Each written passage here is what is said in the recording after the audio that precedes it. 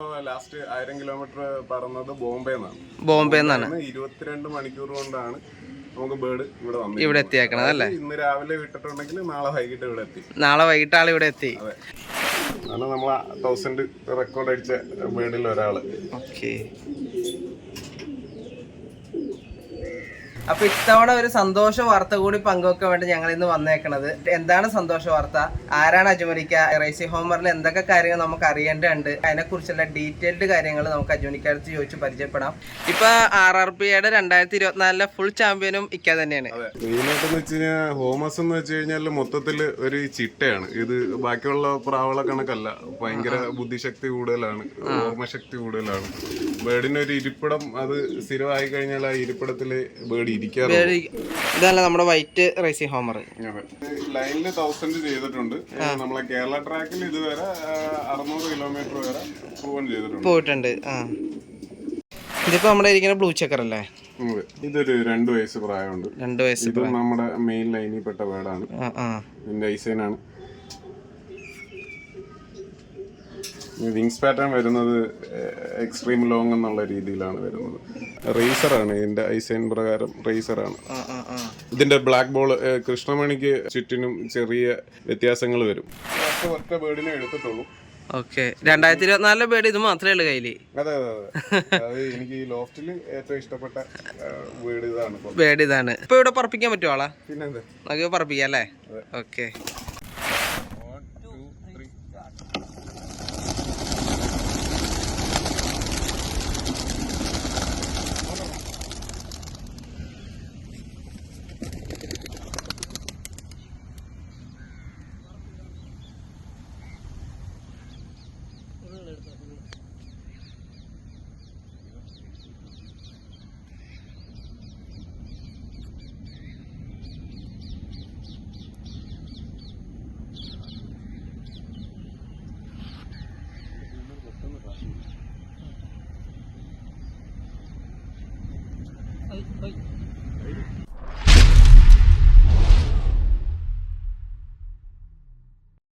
ഹാക്കിം ബസ്സുണ്ട് പുതിയൊരു എപ്പിസോഡിലേക്ക് ഏവർക്കും സ്വാഗതം. സുഹൃത്തുക്കളെ, ഞാൻ നിങ്ങളിലേക്ക് വന്നിരിക്കുന്നത് നമ്മൾ ലോഫ്റ്റ് സ്റ്റുഡിയോസ് എടുത്ത് തുടങ്ങുകയാണ്. അപ്പോൾ നമ്മൾ ഇന്ന് എത്തിപ്പെട്ടേക്കണത് നമ്മുടെ കൊല്ലം ഡിസ്ട്രിക്റ്റിലുള്ള അജ്മലിക്കാൻ്റെ റോയൽ ലോഫ്റ്റിൽ എത്തിയേക്കണത്. ഇവിടുത്തെ പ്രത്യേകത എന്ന് പറയുന്നത് റേസി ഹോമേഴ്സ് മാത്രമാണ് നമ്മൾ അജ്മലിക്ക ചെയ്യണത്. നമുക്കപ്പോൾ വീഡിയോയിലേക്ക് വേഗം പോകാം.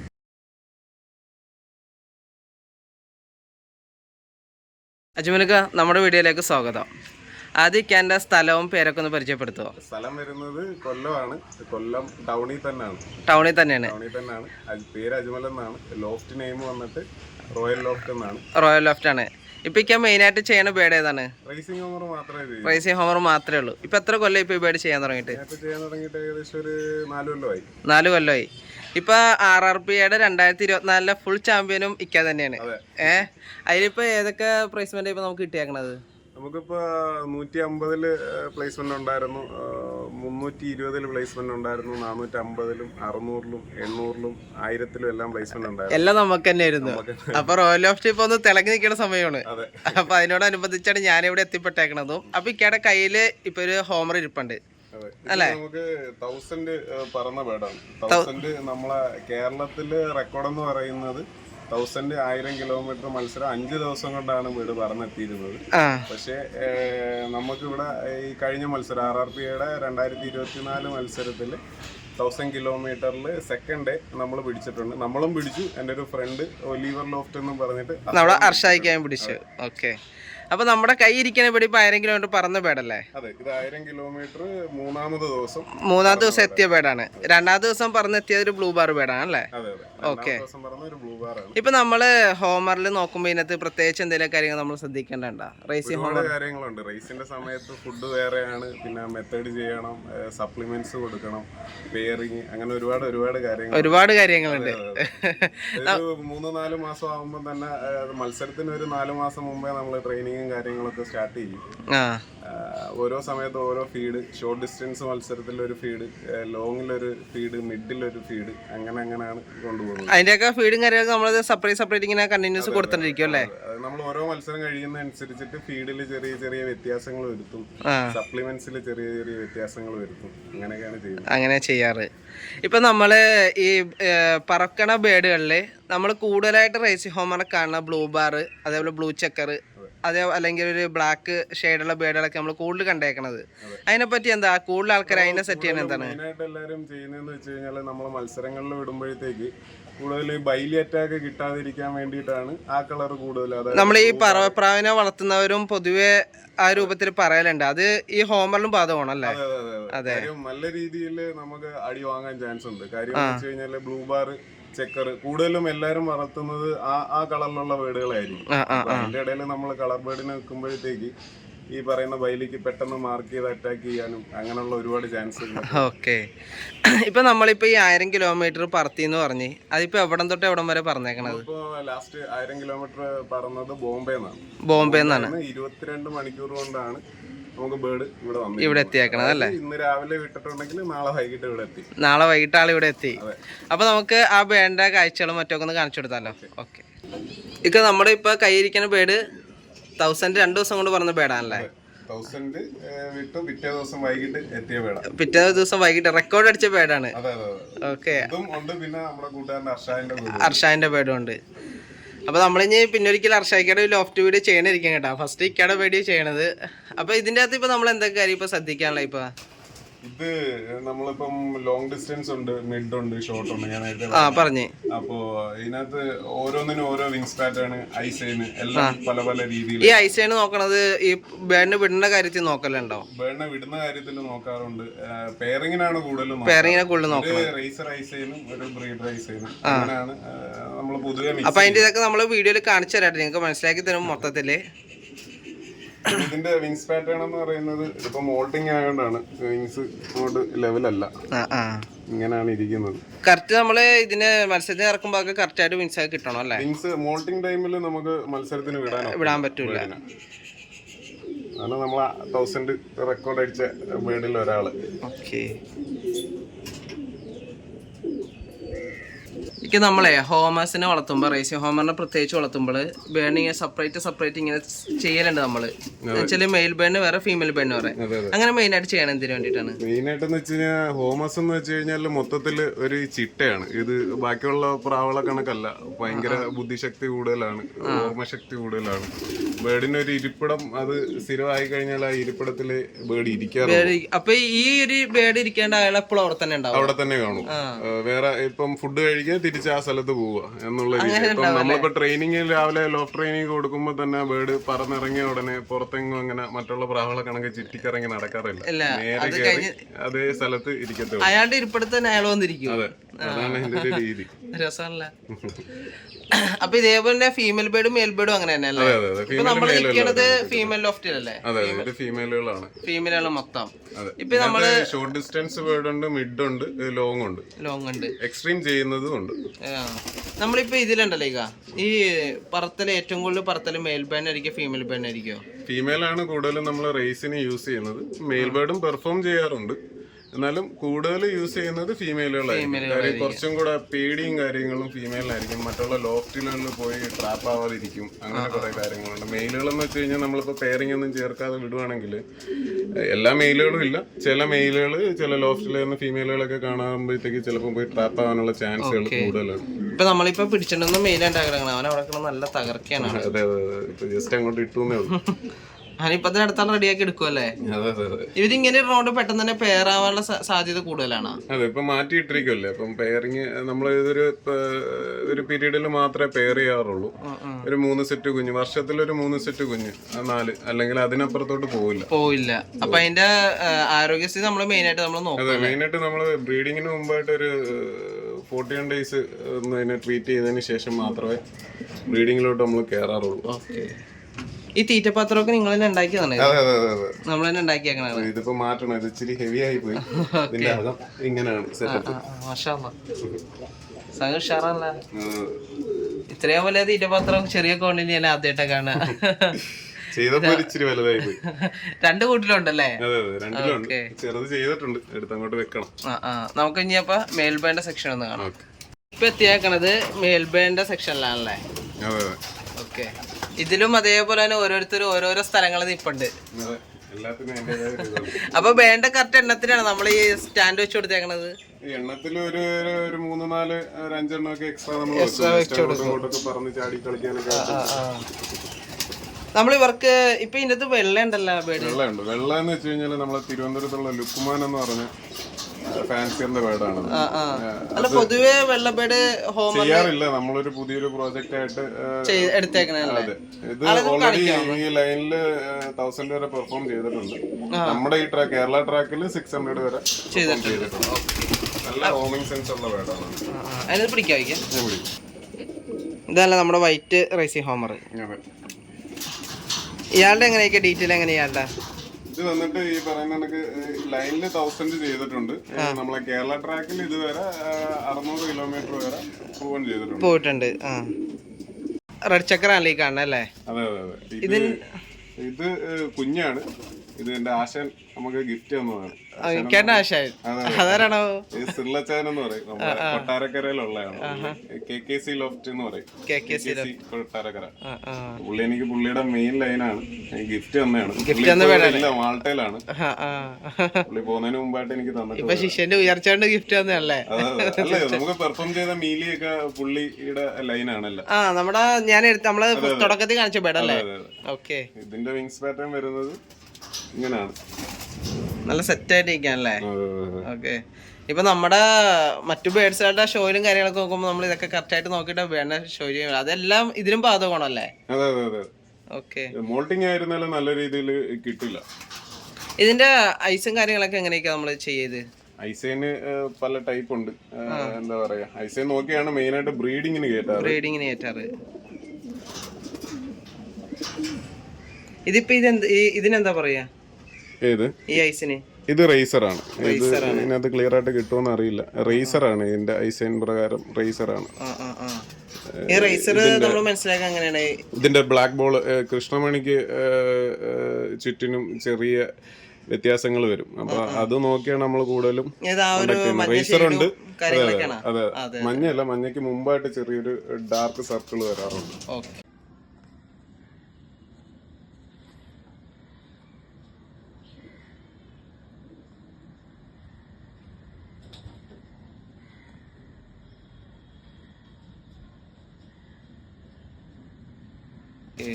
അങ്ങനെ ഇത് പ്രായം കൂടുന്നതനുസരിച്ചാണ് അത് കണ്ടു തുടങ്ങുക. അതെ, നമ്മൾ ഒരു വയസ്സൊക്കെ ആകുമ്പോഴത്തേക്ക് ഫുള്ളായിട്ട് കണ്ണ് തെളിയും. ഒരു 6 മാസം ആകുമ്പോൾ തന്നെ ഏകദേശം തെളിയും. എന്നാലും 1 വയസ്സാവണം മൊത്തത്തിലൊന്ന് തെളിയണം. അങ്ങനെ ഒരു ബേഡൊന്ന് കാണിക്കാന്ന്. ഇതിപ്പോ നമ്മുടെ ഇരിക്കുന്ന ബ്ലൂ ചെക്കർ അല്ലേ? Blue checker bird. ഇതിനിപ്പോ ഏകദേശം എത്ര പ്രായം ഉണ്ടാവും? ഇതൊരു 2 വയസ്സ് പ്രായമുണ്ട്. 2 വയസ്സ്. ഇത് നമ്മുടെ മെയിൻ ലൈനിൽ പെട്ട ബേഡാണ്. ഇതിന്റെ ഐസൈനാണ്.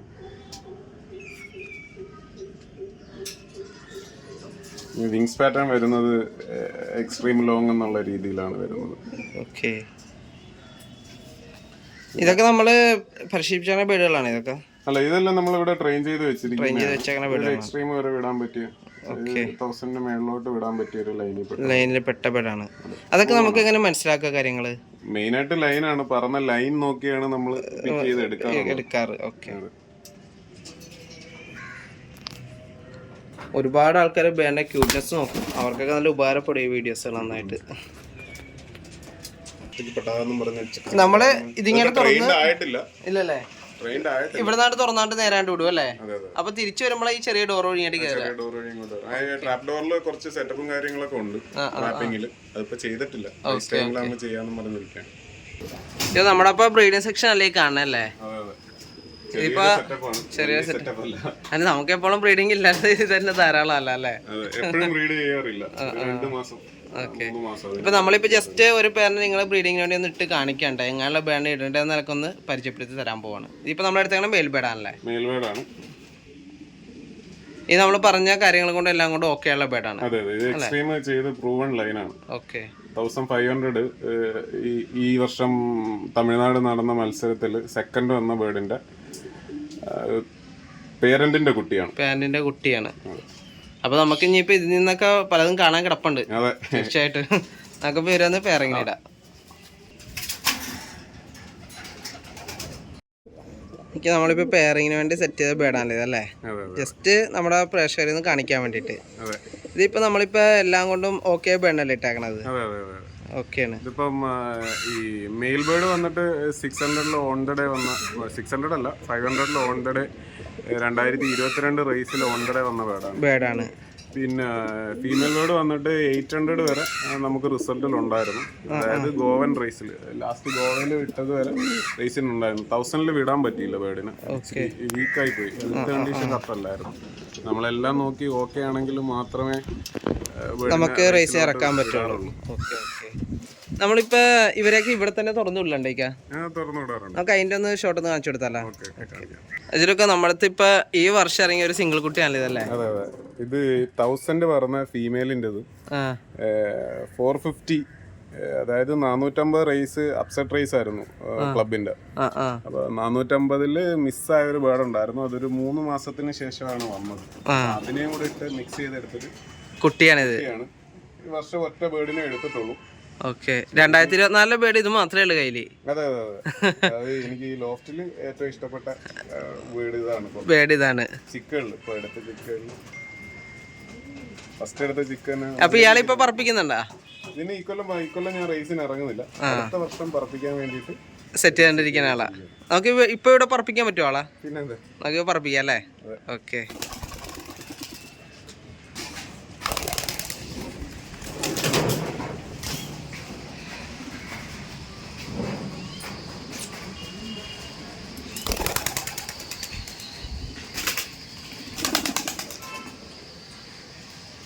മിഡിൽ ഡിസ്റ്റൻസ് വേടണം. മിഡിലും ലോങ്ങാണ് നമ്മളിപ്പോ പുറത്തോട്ട് വിട്ടത്. അജുമനുക്ക, ഇപ്പൊ നമ്മുടെ എല്ലാ ബേഡ്സും നമ്മൾ കാണിച്ചു, അതിന്റെ എല്ലാ കാര്യങ്ങളും പറഞ്ഞു, ലോങ് ഡിസ്റ്റൻസ് എല്ലാ കാര്യങ്ങളും നമ്മൾ വിശദീകരിച്ചു വീഡിയോയില്. ഇപ്പൊ ഈ ലോങ് ഡിസ്റ്റൻസ് കാര്യങ്ങളിൽ എന്തെങ്കിലും ഈ ബേഡിൽ പെട്ടെന്ന് മനസ്സിലാക്കി എങ്ങനെയാണ് വെച്ചാൽ സ്പീഡിൽ പറക്കുക അല്ലെങ്കിൽ സ്ലോയിൽ പറക്കുക? അത് ഷോർട്ട് ഡിസ്റ്റൻസ് കാറ്റഗറിയിൽ വരുന്ന ബേർഡിനെ നോക്കിയിട്ടാണ് നമ്മൾ സെലക്ട് ചെയ്ത് വാങ്ങുന്നത്. അതിന്റെ വിങ്സ് പാറ്റേൺ നോക്കിയിട്ട് അറിയാൻ പറ്റും, പെട്ടെന്ന് അറിയാൻ പറ്റും. ഷോർട്ടിലും മിഡിലും ലോങ്ങിനും മൂന്ന് രീതിയിലുള്ള ഒരു വിങ്സ് പാറ്റേൺ ആണ് വരുന്നത്. ഇപ്പൊ നമ്മുടെ അടുത്ത് ഇപ്പൊ ഈ റേസി ഹോമറിനെ വളർത്തുന്ന ആൾക്കാർ തന്നെ പലരും ചിലപ്പോൾ പറപ്പിക്കുന്നുണ്ടാവില്ല. ഹോമറിനോട് ഇഷ്ടം കൊണ്ട് അല്ലെങ്കിൽ കളയുടെ ഹോമറിനോട് ഇഷ്ടം കൊണ്ട് കളയുടെ ഹോമറിനൊക്കെ വളർത്തുന്നവരുണ്ടാവും. അല്ലെങ്കിൽ റേസി ഹോമറിനെ തന്നെ ചെറിയ രീതിയിൽ ട്രെയിൻ ചെയ്യാണ്ട് വീട്ടിൽ തന്നെ ജസ്റ്റ് ഒന്ന് വിടുക, അങ്ങനെയൊക്കെ വളർത്തുന്നവരുണ്ടാവും. ഇപ്പൊ അവർ ഇക്കാന്റെ വാട്സാപ്പിൽ കോൺടാക്ട് ചെയ്താല് അവർക്ക് വീണ്ടും ഹെൽപ്പുകളൊക്കെ ചെയ്യാൻ പറ്റുമോ? തീർച്ചയായും ചെയ്ത് കൊടുക്കാൻ പറ്റും.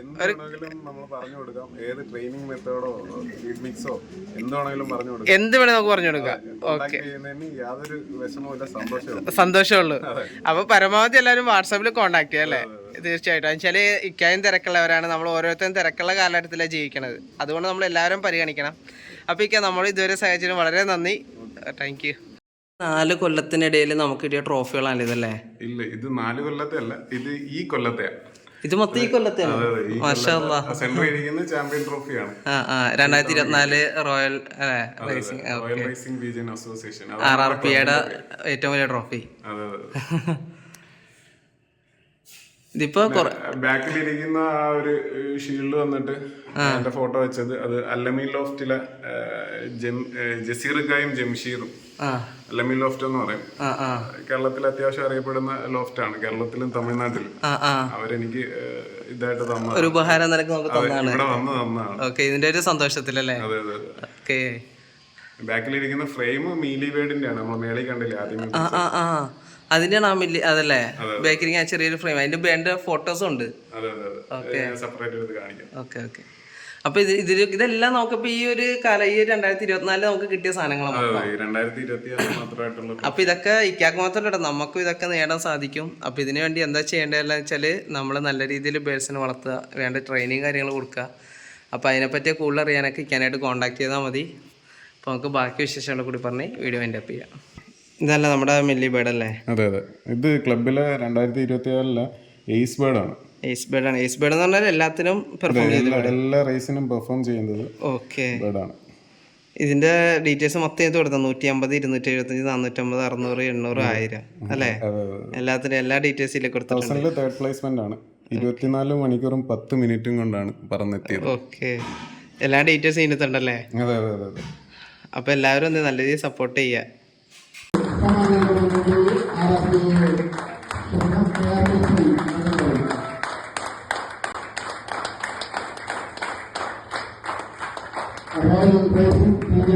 അപ്പോൾ നമ്മുടെ അജ്മലിക്കാടെ ലോഫ്റ്റ് നല്ല രീതിയിൽ നമ്മളെ ആൾക്കാരെ പരിചയങ്ങൾ എല്ലാവരും നമ്മൾ കാണിച്ചു തന്നു. അപ്പോൾ അജ്മലിക്കാനെ വാട്സപ്പിൽ കോൺടാക്ട് ചെയ്ത് എന്തിനും അജ്മലിക്ക തയ്യാറാന്ന് അജ്മലിക്ക തുറന്നു പറഞ്ഞു. അപ്പോൾ എല്ലാവരും എന്ത് ചെയ്യുക, വാട്സപ്പിലേക്ക് വിഷയങ്ങളൊക്കെ സംശയങ്ങളൊക്കെ വാട്സപ്പിൽ ചോദിക്കുക. അതുപോലെ തന്നെ ഇത് മാത്രമല്ല നമ്മുടെ കേരളത്തിൽ വരുന്ന റേസിംഗ് ഹോമിൻ്റെ ലോഫ്റ്റ് ഇത് മാത്രമല്ല. ഞാൻ ഇതിനു മുമ്പ് കളേഡോ ഹോമിൻ്റെ ഒരു വീഡിയോ സെപ്പറേറ്റ് നമ്മുടെ ചാനൽ ചെയ്തിട്ടുണ്ട്. അതുപോലെ തന്നെ ഇനിയും ഒരുപാട് റേസിംഗ് ഹോമേഴ്സിൻ്റെ വീഡിയോസുകൾ നമ്മുടെ ചാനലിൽ വരാനുണ്ട്. അപ്പോൾ എല്ലാവരും നമ്മളെ സപ്പോർട്ട് ചെയ്യുക. അതേപോലെ തന്നെ ഇതേപോലെ വീഡിയോസുകൾ ചെയ്യാൻ നിങ്ങൾക്ക് താല്പര്യമുണ്ടെങ്കിൽ നമ്മുടെ നമ്പറിൽ കോൺടാക്ട് ചെയ്യുക. അപ്പോൾ ഇതുപോലുള്ള നല്ല നല്ല ബ്രീഡേഴ്സിനെയും നല്ല നല്ല ലോഫ്റ്റുകളും ഇനിയും നിങ്ങളിലേക്ക് പരിചയപ്പെടുത്താൻ നമുക്ക് സാധിക്കും. നിങ്ങളുടെ സപ്പോർട്ട് ഉണ്ടെങ്കിൽ സാധിക്കുള്ളൂ. അപ്പോൾ എല്ലാവരും നല്ല രീതിയിൽ സപ്പോർട്ട് ചെയ്ത് കൂടെ. അപ്പോൾ എല്ലാവർക്കും നന്ദി, നമസ്കാരം.